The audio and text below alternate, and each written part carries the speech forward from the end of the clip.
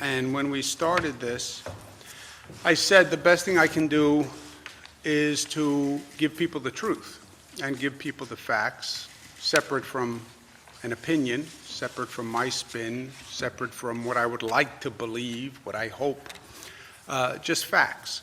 And the reason I do that is because everything we're doing is basically voluntary on behalf of people, right?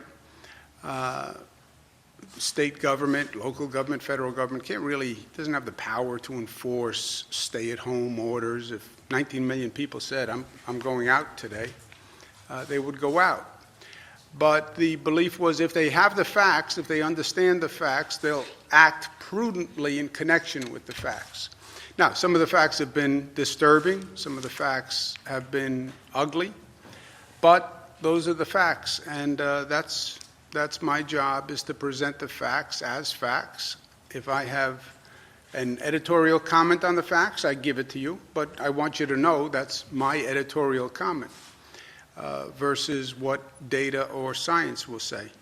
Also, our Muslim brothers and sisters begin the observation of Ramadan this evening, and we wish them all the best. The hospitalization rate is down again, so that is good news. The overall, if you project the curve, everybody's looking at curves nowadays. If you look at the curve continues to go down, and that's also in the total hospitalization number. Bounces up and down a little bit, but it's clearly down. Number of intubations bounces a little bit, but it's also clearly down. The number of new COVID cases walking in the door or being diagnosed is relatively flat. That is not great news. We'd like to see that going down, but it's not going up either. Number of lives lost is still breathtakingly tragic, 438. That number is not coming down as fast as we would like to see that number come down. And what we're looking at this point is, okay, we're on the downside of the curve. The numbers are trending down. Do they continue to trend down, or do they pop back up? If they continue to trend down, how fast is the decline, and how low will the decline go? In other words, if 1,300 people, or about that number, keep walking in the door, then you're going to have a hospitalization rate proportionate with the number of people walking in the door. So we want to see the number of people walking in the door reduced, the number of new infections reduced, so we hit a low plateau, if you will, but we don't know what that is, and we don't know when it is. And if you look at the number of incoming cases, it's been remarkably flat for the past several days. So that's the best indicator of how containment is working and how the close-down policies are working. And over the past few days, we basically flattened at 1,300 new cases a day, which is not great. We'd like to see those new cases reducing even more, and we'd like to see them reducing faster. You then have other long-term questions. Is there a second wave of the virus? We talk about the 1918 pandemic. It came in 3 waves. Is there a second wave? Does the virus mutate and come back? The federal officials are starting to talk about the fall and potential issues in the fall. They're worried about the virus waning somewhat during the summer. Remember there was talk, will it go away when the weather gets warm? No one's really saying it will go away when the weather gets warm in the summer, but there's still a theory that the virus could slow during the summer, but then come back in the fall. If it comes back in the fall, then it comes back with a normal flu season. That's then problematic because you are then, quote unquote, testing for the flu and you're testing for COVID on top of all the other tests you do. That could be a possible overwhelming of the testing system. If people could have the flu or could have COVID in the fall and they don't know which it is, they could get nervous and start going into the healthcare system, which could then bring back a capacity issue in the healthcare system. So that's something we have to worry about and watch. Nursing homes, they are our top priority. They have been from day one. Remember how the nursing home system works. They are private facilities. They get paid to provide a service. They get regulated by the state government. There are certain rules and regulations that they must follow, and we put in additional rules and regulations on nursing homes in the midst of this crisis. Staff must have appropriate PPE. They must have their temperatures checked before they come into the facility. There are no visitors who are coming into the facility, which is a tremendous hardship, but it's necessary to protect public health. If they have a COVID positive person in the facility, that person has to be in quarantine. They have to have separate staff for the COVID residents versus the non-COVID residents. If they can't care for the person in the facility, they have to transfer the person to another facility. The nursing home is responsible for providing appropriate care. If they cannot provide that care, then they have to transfer the person to another facility. They have to notify residents and family members within 24 hours if any resident tests positive for COVID, or if any resident suffers a COVID-related death. That is a regulation that they have to follow. And they have to readmit COVID-positive residents, but only if they have the ability to provide the adequate level of care under Department of Health and CDC guidelines. If they do not have the ability to provide the appropriate level of care, then they have to transfer that patient. Or they call the Department of Health, and the Department of Health will transfer that patient, right? But that is how the relationship works. The state has very strict guidelines on privately run facilities. They get paid to take care of a resident. That resident, that patient must have a state-directed level of care. If they cannot provide that, they can't have the resident in their facility, period. Those are the rules. We're going to undertake an investigation of nursing homes now to make sure they're following the rules. It's going to be a joint Department of Health and Attorney General investigation. But those are the rules. They get paid to take care of a resident, and they have to do it in accordance with state rules. And if they don't, we will take appropriate action. And the State Department of Health and the Attorney General are going to be commencing an investigation to make sure all those policies are in place and being followed. If they're not being followed, they can be subjected to a fine or they can lose their license. It's that simple. Testing is going to be a major operation that happens from now until the situation is over. It's new, it's technical, it's complex, it's a political football, but testing does a number of things for us. Number one, it reduces the spread of the virus by finding people who are positive, tracing their contacts, and isolating them. That's a function of testing. Testing also, what they call antibody testing, you test people to find out if they have the antibodies.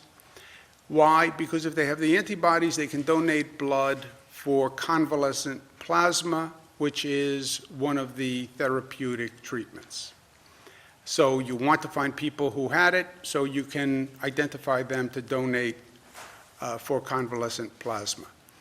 The testing also can tell you the infection rate in the population, where it's higher, where it's lower, to inform you on a reopening strategy, and then when you start reopening, you can watch that infection rate to see if it's going up, and if it's going up, slow down on the reopening strategy. Okay, so there are different forms of testing for different purposes. All of them are important. It was vital for any state, I believe, to first get a baseline study of where you are on the infection rate. All we know to date is the hospitalization rate. How many people are coming into hospitals? That is all we have been tracking. That's all we know. And then from that, you've had all sorts of anecdotal extrapolations on the hospitalization rate, saying, I think the infection rate is this, I think the infection rate is that. I said, I want to have the infection rate. So we have undertaken the largest, most comprehensive study of New York State to find out what is the infection rate. And that we started a few days ago. Sample size so far of 3,000 people statewide. Let's find out what the infection rate is. We have preliminary data on phase 1, and this is going to be ongoing. We did about 3,000 tests. We're going to continue this testing on a rolling basis. We'll have a larger and larger sample, but I want to see snapshots of what is happening with that rate. Is it going up? Is it flat? Is it going down?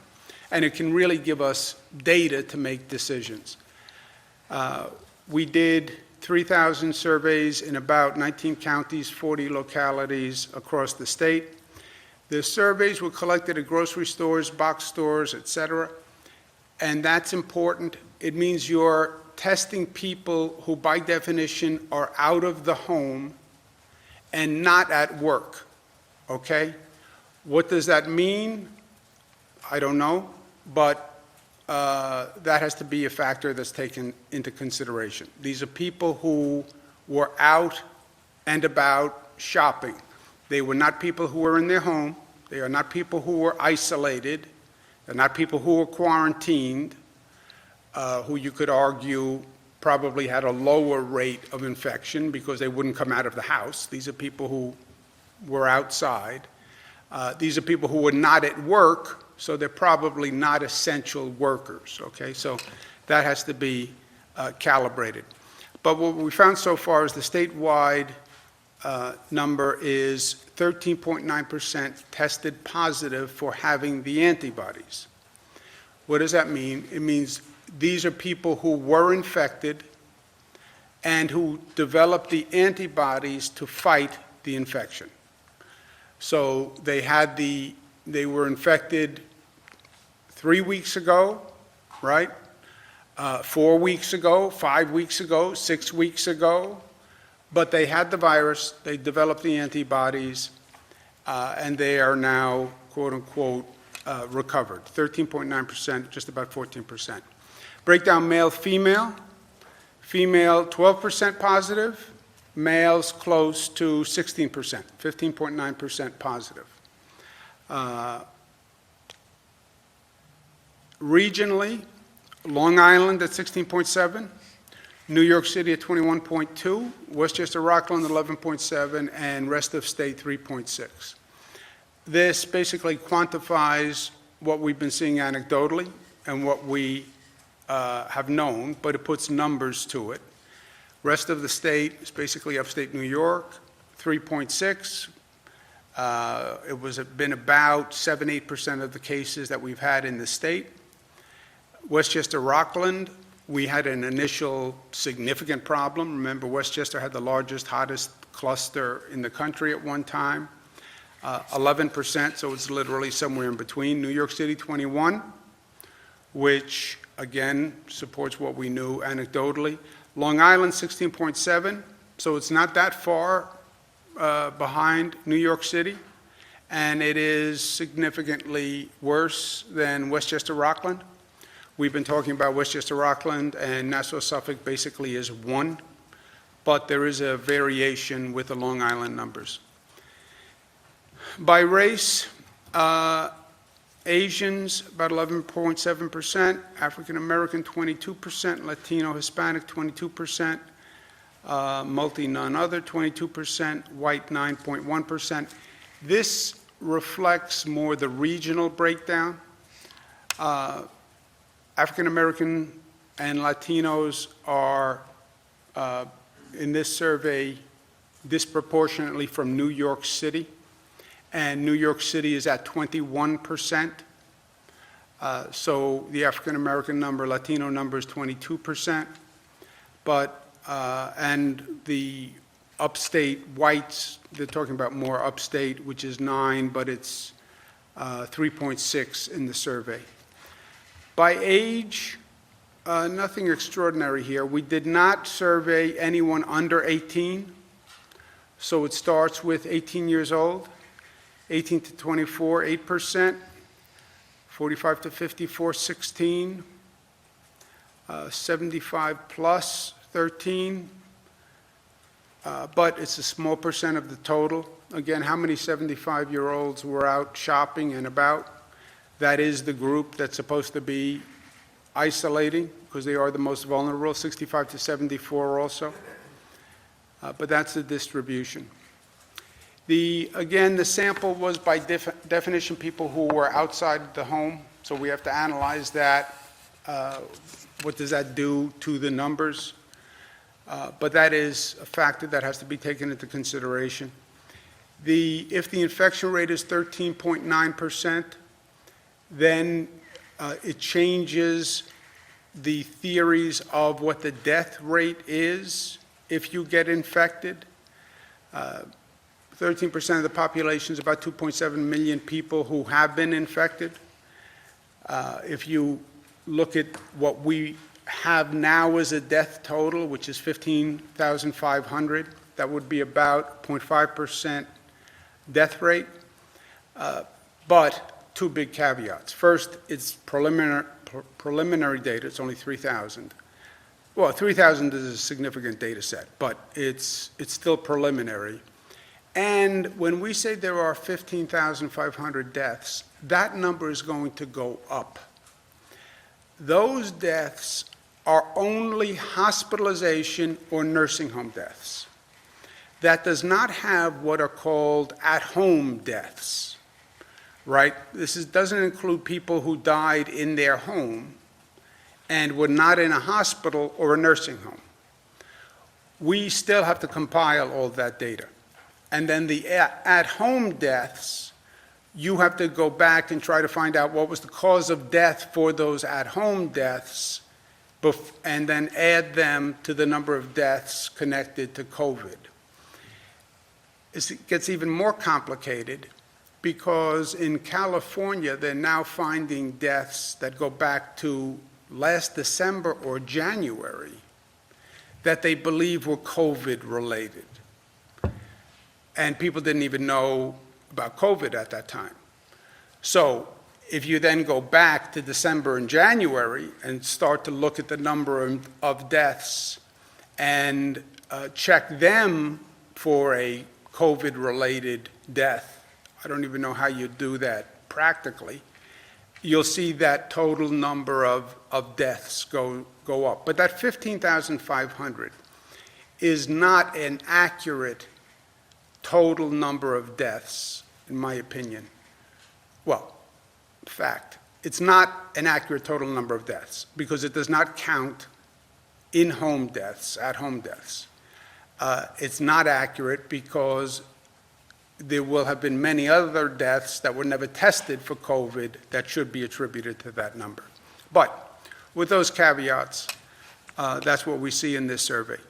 It also supports the decision that we talked about to have a regional analysis and decision-making. Upstate New York is 3.6%. New York City is 21%. What you do in a place with 21% is not the same thing necessarily that you would do in a place with 3.6%. It's just not. It's the same theory that some states open now and New York doesn't, because the facts should dictate the action. And if the facts dictate the action, when you have different facts, you have different action. So when we talk about a regional analysis on reopening, that's exactly right, because look at the facts in that area. Sorry.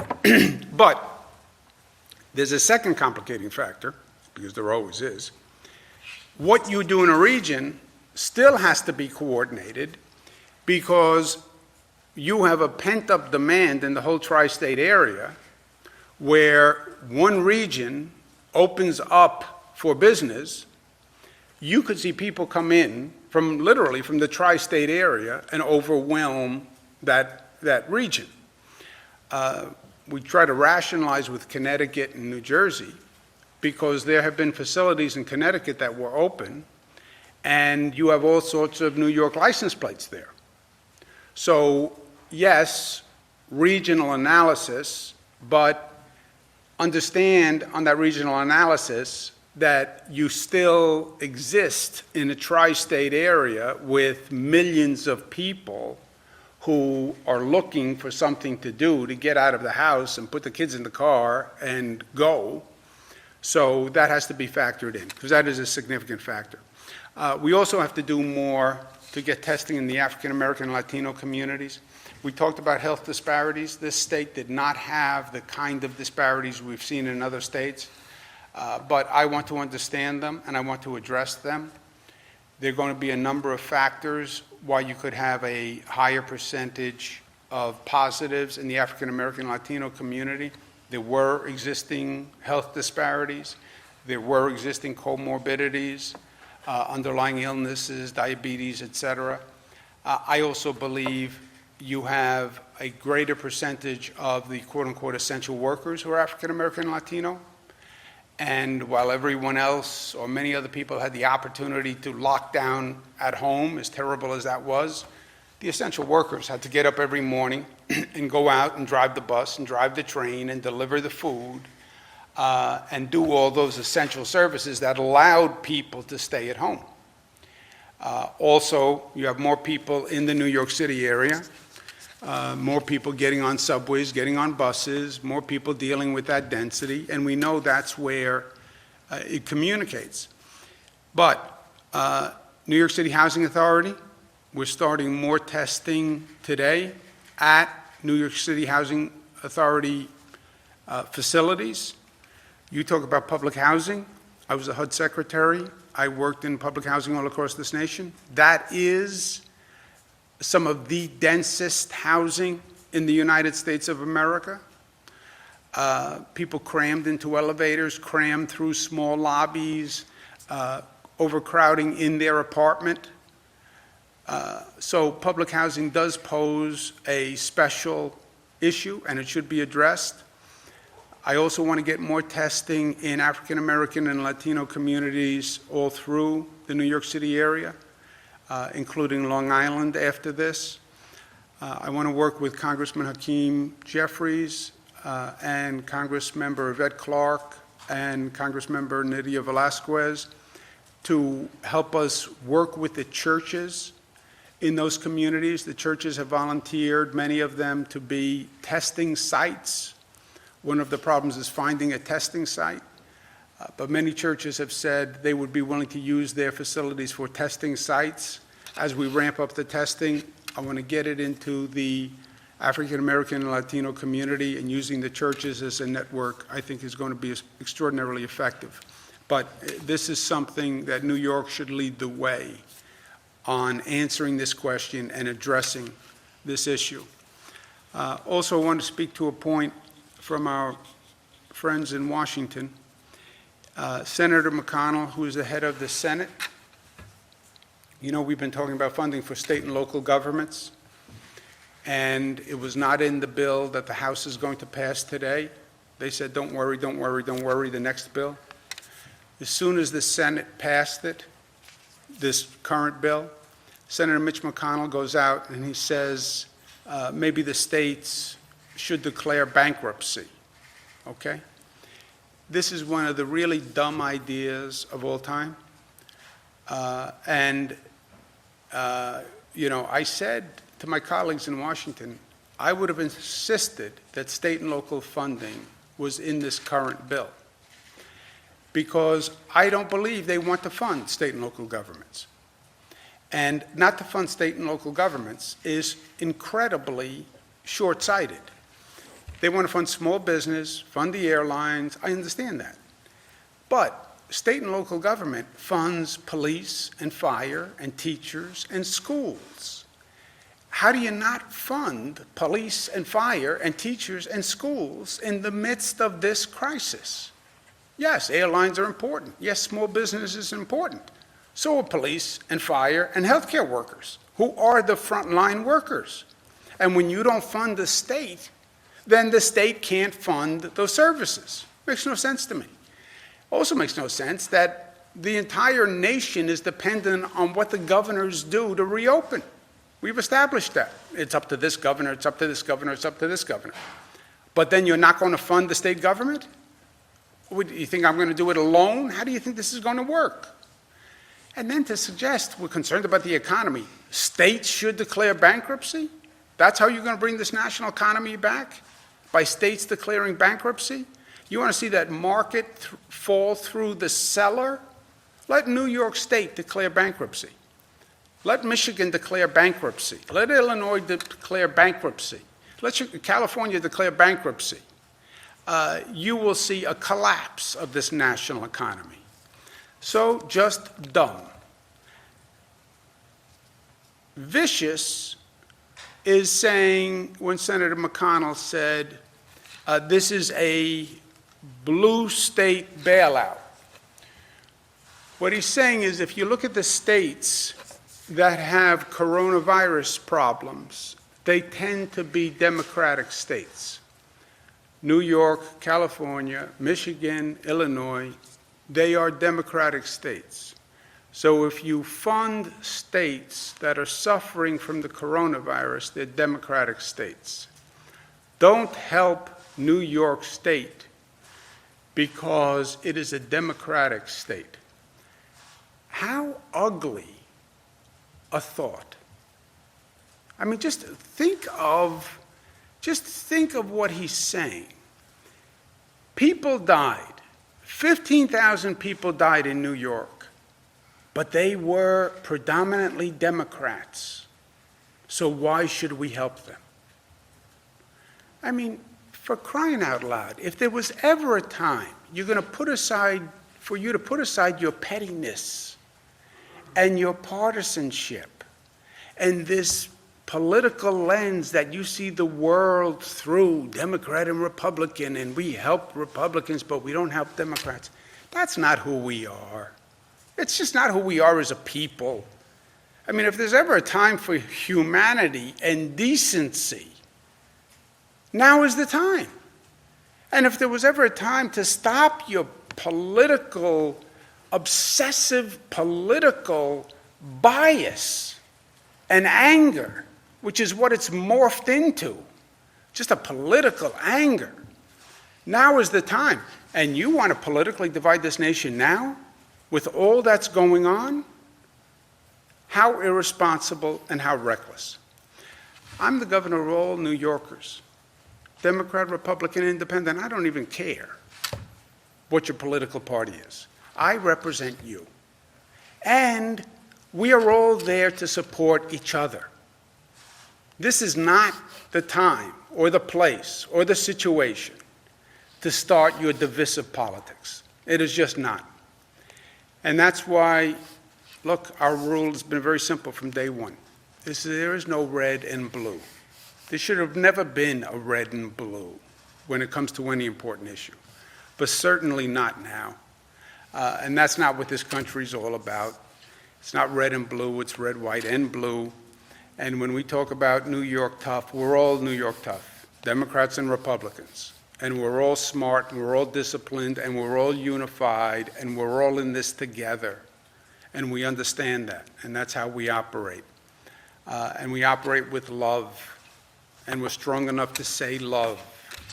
To say love is not a weakness, it is a strength, and New Yorkers are that strong. Questions? Governor, we're seeing over 1,100 correction staffers and inmates who tested positive for COVID. What more can the state do to release people detained on parole violations more quickly?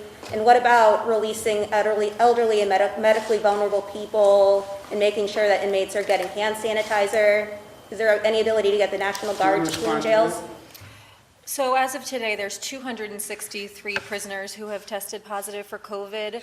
And then from that, we are quarantining people. There's 1,397 people in the prison system which have been quarantined.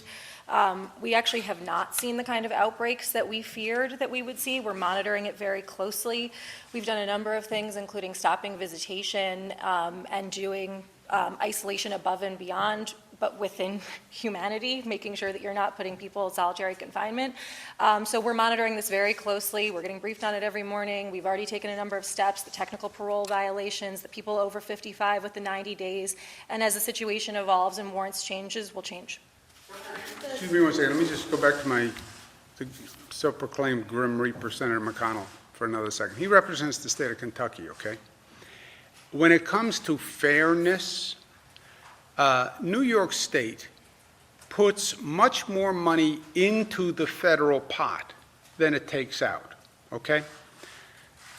At the end of the year, we put in to that federal pot $116 billion more than we take out, okay? His state, the state of Kentucky, takes out $148 billion more than they put in. Okay? So he's a federal legislator. He's distributing the federal pot of money. New York puts in more money to the federal pot than it takes out. His state takes out more than it puts in. Senator McConnell, who's getting bailed out here? It's your state that is living on the money that we generate. Your state is getting bailed out, not my state. Follow-up question about the National Guard. I didn't get an answer on that. I was wondering if there's any thoughts on using the National Guard to clean jails and prisons or even nursing homes. Not at this time. Less than 1%. Oh, let Jesse go. That's okay, go ahead. Okay, forget Jesse. Go ahead. Less than 1% of the prison population has even been tested. Do we know if there's an outbreak in prisons, or are enough tests available? Enough tests are not available anywhere. We need more tests for prisons, more tests for nursing homes, more tests of antibodies. We need more tests across the board. That is not just New York, that is nationwide. That's why everyone is scrambling on this testing, and how do you bring it up to scale? Jess? Sorry, if I could just add one thing, Dan. We are testing in prisons the same way that we're testing outside of prisons. So people who are demonstrating the symptoms that are associated with it that we know have come into direct contact. And so they're getting the same standards being applied within prison walls as is to everybody else. So anybody who needs to get tested has a test available? If they fall under those conditions, yes. Have you called Senator McConnell? Have you made any contact with him? Do you intend to? No. On the issue of the 20% of New York City residents who seem to be testing positive via the antibody testing, does this change the calculation vis-a-vis contact tracing? I mean, that's 2 million people basically in New York City that could conceivably have been exposed? No, it doesn't change the calculus. And look, contact tracing is not the answer. It's not the be-all and end-all. But it's one of the tools, and in a very small toolbox, right? You don't have that many effective tools to use. So it's a tool in a small toolbox, and you're right, the tone of the question is right. Could you ever test and trace every positive? No. Governor, No. the State Department of Health is charged with regulating nursing homes and investigating claims of neglect and making sure that they're complying with regulations. Why is it that they haven't done that already, if that's what their job is? No, they do it. They do it on an ongoing basis. This is a crisis situation for nursing homes. They are under a lot of pressure. We understand that. Through no fault of their own, by the way. This happens to be a virus that happens to attack elderly people, and nursing homes are the place of elderly people. So this is a very intense situation for nursing homes, we get it, but they still have to perform their job and do their job by the rules and regulations. Wrong. The state had a ton of regulations and guidelines, and yet we saw. Nothing went wrong. It's, what went wrong in hospitals, what went wrong in society, what went wrong, nothing. Mother Nature brought a virus, and the virus attacks young people. I'm sorry, old people. And nothing went wrong. Nobody's to blame, but for creation of the situation, but they have to deal with the situation. Go ahead. Oh, no, you've got, Governor, the situation at the Rochester City Schools apparently is becoming increasingly critical. The school superintendent there has suggested he's going to leave at the end of June, and their finances, teetering as they were even before all of this, have gotten increasingly dire. Is there a concern that you have there, and is there anything that the state can do at this point on that? We've been talking about the Rochester School District for a few months. I don't think anything has happened recently. Rob, do you know? In the budget, we did give them some flexibility and gave them advance payments on their situation. I think the superintendent there had some desire to make some reductions. They're dealing with locally with the board on what they needed to do. We gave them some flexibility, and we gave them advance payments to the tune of close to $30 million in this budget so that they could use those tools. But like every other district, they're going to have problems. But they were actually treated and were given more flexibility than any other district in the state. so back to nursing homes, what should these facilities have done differently when this guidance came out from DOH saying that they had to either readmit or admit new patients to these homes? And when they voiced those concerns saying, hey, we don't have enough PPE, we don't have enough space, our staff is calling out sick, what's that communication like with DOH, and how has DOH been handling that? Yeah, they should have followed the rules, and the rule says that if you can't provide adequate care to a patient, you must transfer the patient, period. So it's up to them to transfer the patient.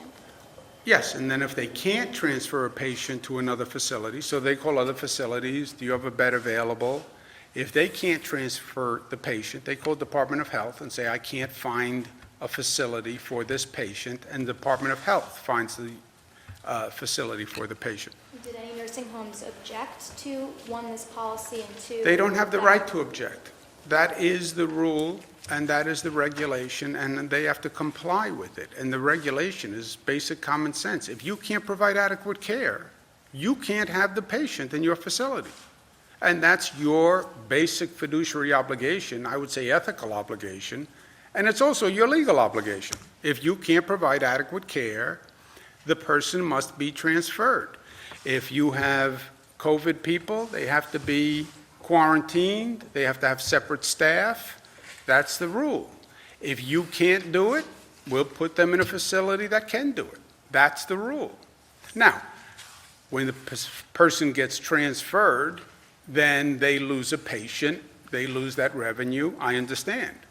But the relationship is, the contract is, you have this resident, you get paid, you must provide adequate care. If you can't, that patient has to be transferred to a facility where they get adequate care. So if the state's assisting with the transferring of patients to other homes, If they can't do it. if they can't do it, then what about if they can't provide enough PPE? Because as you said yesterday, it's up to those facilities to provide the PPE. So is the state assisting in any way? Is there a We have given them stockpile? thousands and thousands of pieces of PPE. You're right, it's their primary responsibility, but it's their primary responsibility like it's a hospital's primary responsibility.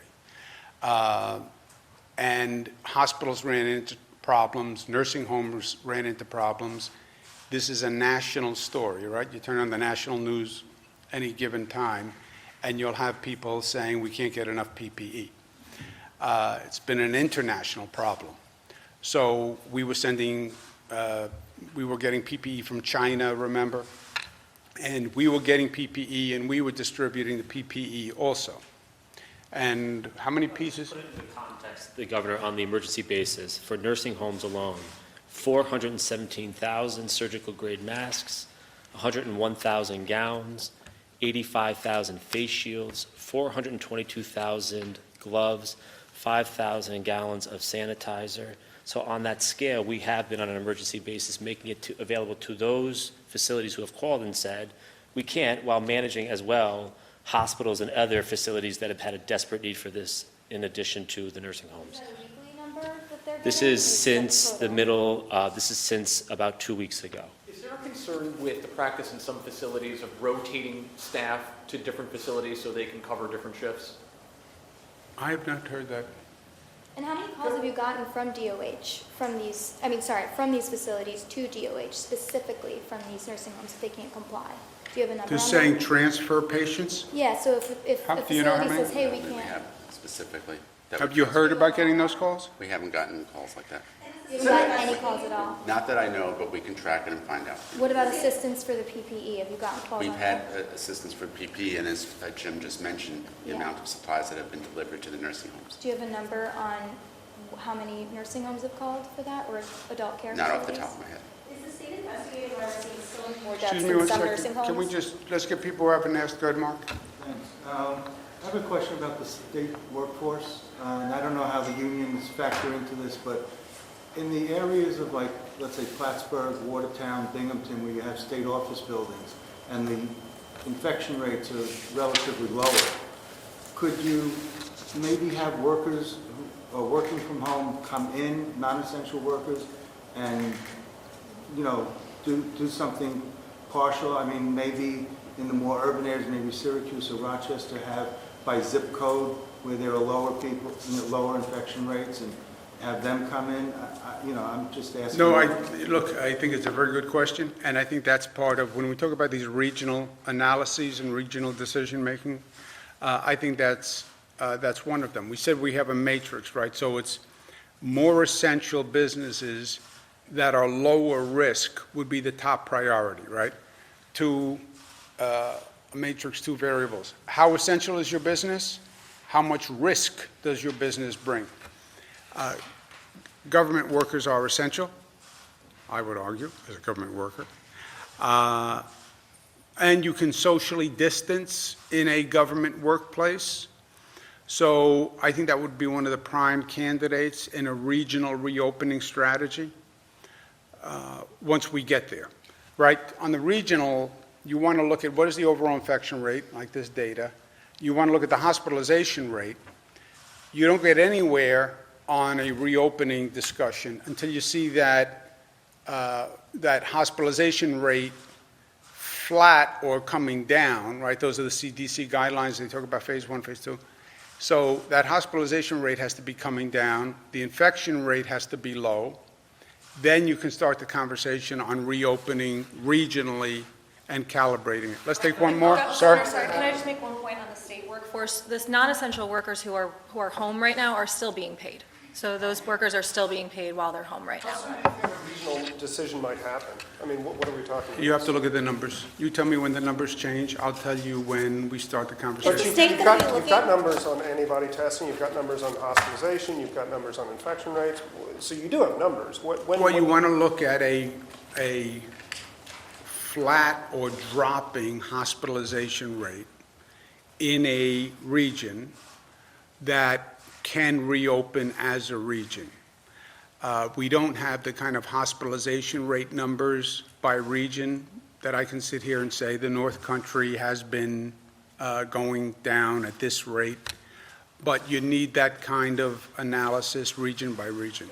For like a 2-week period, or like? Well, CDC guidelines have a 2-week period, 14 days. Is the state investigating why we're seeing so many more Can nursing we home just, deaths than other ones? let me just ask someone who hasn't asked a question Well, yet. other people have gotten to ask multiple questions. Earlier this week, you identified Lieutenant Governor Hochul and Bob Duffy as coordinating efforts in Western New York. Is there someone coordinating the effort in the capital region?